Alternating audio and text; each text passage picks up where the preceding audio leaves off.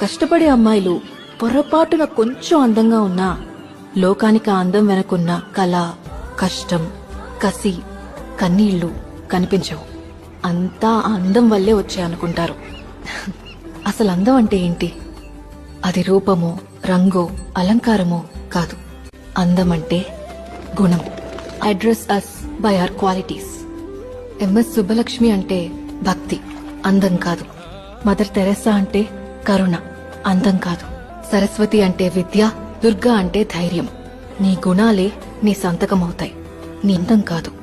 అందుకే ప్రపంచము మగాళ్ళలో కాదు, ఆడదే ఆడదాన్ని అందాన్ని దాటి చూసుకోగలగాలి. అలా అందాన్ని దాటి చూస్తే ఆడదానిలో ఒక సముద్రమే కనపడుతుంది.